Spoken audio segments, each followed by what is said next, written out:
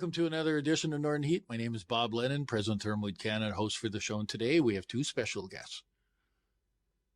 Quentin McGrath. Quentin McGrath. You know what? I almost forgot. I had a little bit of a blank there. And Kelly, I don't know your last name. Kelly Caldwell. Kelly Caldwell. So both of you are here today. We're going to talk about the Make-A-Wish Foundation. So let's talk about that, and then we'll kind of gradually walk in and talk about what you're doing as a fundraiser in the next following weekend. So, Quentin, she's passing you the mic, so it looks like you get to talk. Right? Yeah, you get to talk. So we're here on behalf and advocates for Make-A-Wish Canada. We're kind of under the umbrella of the New Brunswick chapter of the Make-A-Wish Canada Foundation, and we represent a group that kind of encompasses northeastern New Brunswick. So we engage in fundraising for them, and we have an event coming up here shortly in about a week and a half, and we're here to talk a little bit about the promotion today and raise some money to help promote and raise and grant some wishes for children in the area. So let's talk about the wishes and what this means and everything else. And Kelly, we had, I'm going to get you to talk. I know you were hoping that he'd do all the talking, but the whole point, is what's Make-A-Wish and who does it, who's it for and what, just give us a little bit of in-depth because some people might not know. No, it's true. And if you don't know, it's just really amazing because I personally didn't know. I've been involved for just over 10 years with the Make-A-Wish. And before that, I didn't realize. I've heard of it, but not really realizing what it was about. So when I started, and when I saw what it was about, and you see these are critically ill children that could be terminally ill.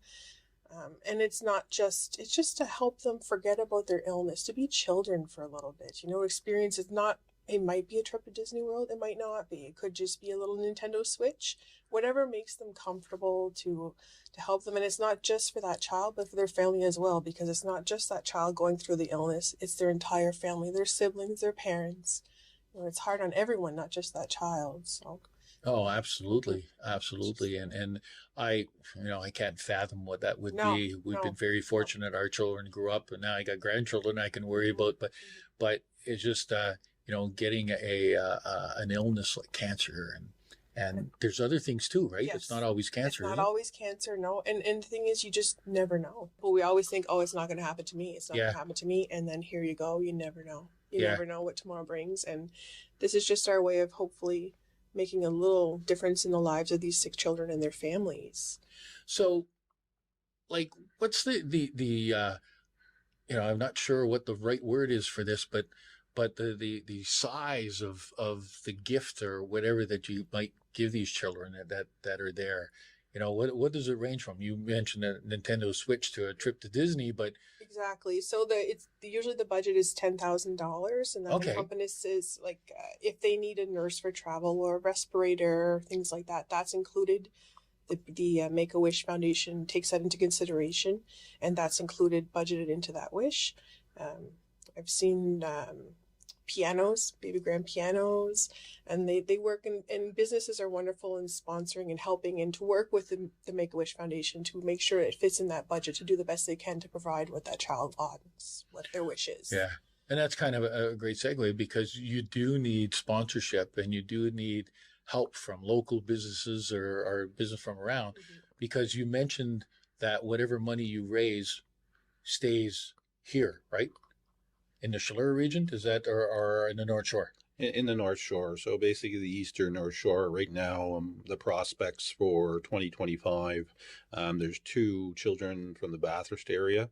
There's one from Elsipogtog, there's one from Tracadie, and there's a 5th one from Jardineville. So they're all within the northeast corner of our province. So that, like I said, that's a great part of, doing the fundraising and sponsoring kids and the money stays local, right? So it really goes back to our area and we're giving back to our own area. Oh, that's good. So how are they, you just mentioned, 5 children in the region of the North. How does that get decided? What's the process there? How do you get up and even knowing about these kids? Yeah, and there's an application process. So there's a committee that sits out of St. John where the New Brunswick regional office is, and then there's a committee there, and they receive applications, and there's a selection process, and then they choose which children are going to receive those wishes for that year, and then our goal is kind of to accommodate them all, right? Just kind of as a whole. If we looked at 2024, there was 29 wishes granted in the province of New Brunswick as a whole. Right. So that's kind of what we go for. And if we can get 5 of those 29 or whatever their goal is for this particular year, that's great. But like you said, it varies depending on wish selection and the amount of funds that are accumulated during, donations and sponsorships and those kind of things. So. And who puts the application in? Friends, family, a mixture of everything? How's Yeah. that work? Yeah, it's pretty much a combination of it could be a friend, a family member, it could be, the parents of the children themselves that put it in and they submit that to Make-A-Wish Canada, and then it gets filtered down to the regions, and then their committees go in and they have a selection process and they filter them, and that's kind of how it all rolls down. So let's talk about your event, and this is April 5th? April the 5th, yes. Okay. Where's it happening? What's it all about?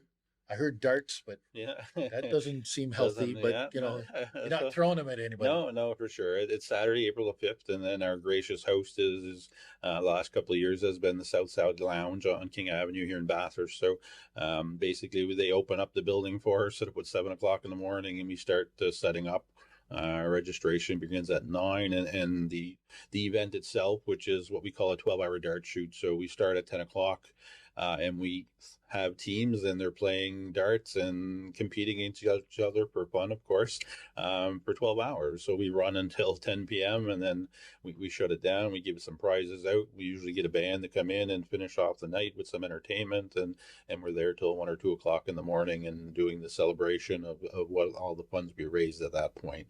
But I mean, all kinds of other great stuff that goes on during the event. We do bake sales. We have the kitchen that's open, and 100% of the profit from the kitchen comes back to the fundraising that we're doing. We have 50/50s. We have $100 boards. We do what else?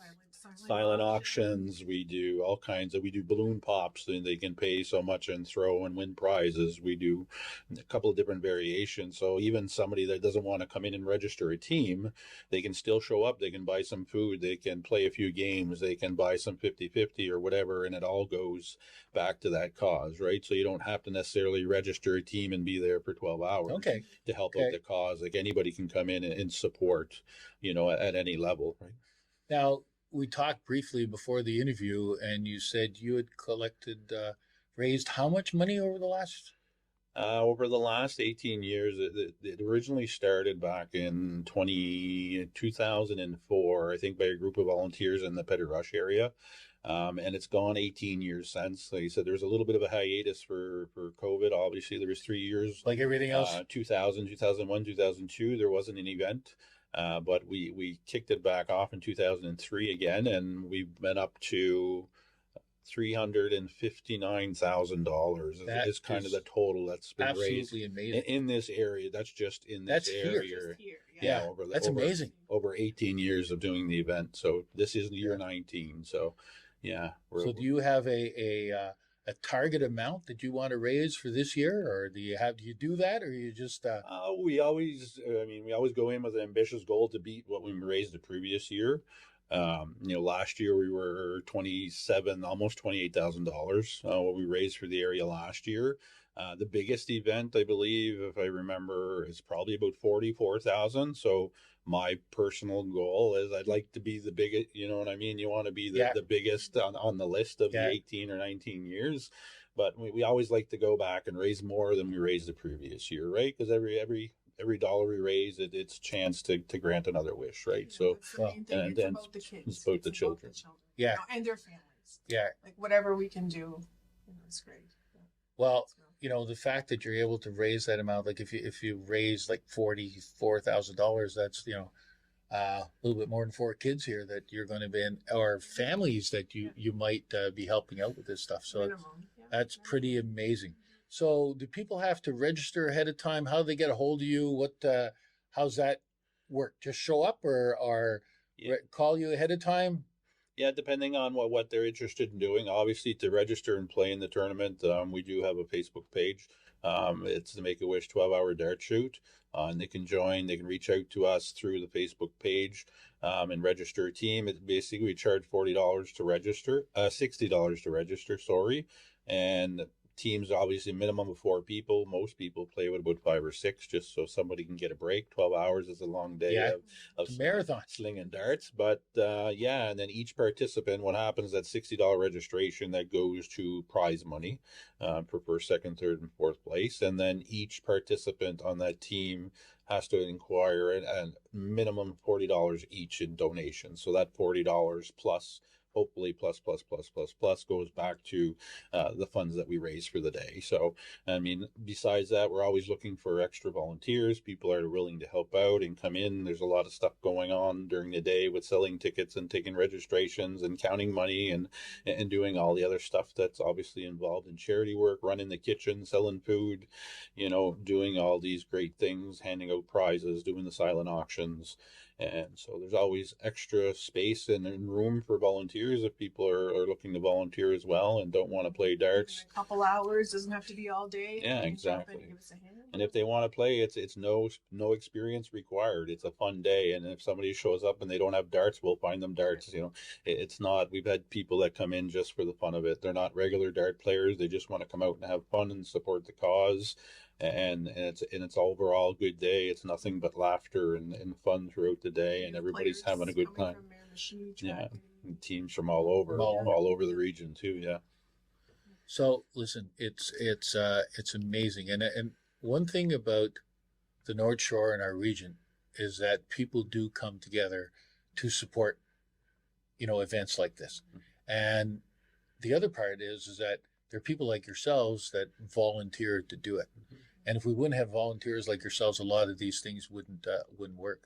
And so, you know, in our terminology here on this show, it's about turning up the heat and doing things differently. And that's the kind of stuff and the stories that we like to give out there. And a token of our appreciation, I'd like to give you each a hat that demonstrates the fact of turning up the heat and the work that you're doing.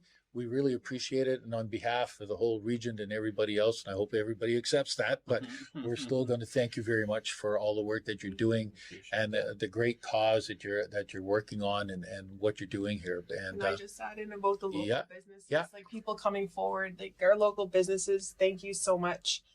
Without their support, we don't have an event. We don't have the fundraising, you know, and local businesses. Really, I'm a big local supporter. Support local now more than ever. It's so important. Yeah, you're right. But you know, if we don't support these local businesses, we don't get support back. They're huge supporters of our event. So thank you. Well, you know, and you're absolutely right. And is that, you know, we do get together, we put our elbows up as the new statement these days. Yeah, for sure. We put our elbows up and we get to work. That's right. And we get things done. So again, thank you very much for doing this and putting it together. Perfect. Thank you. And there we have it. Another edition of Northern Heat for this week, the place you come to listen to the stories that haven't been discovered yet.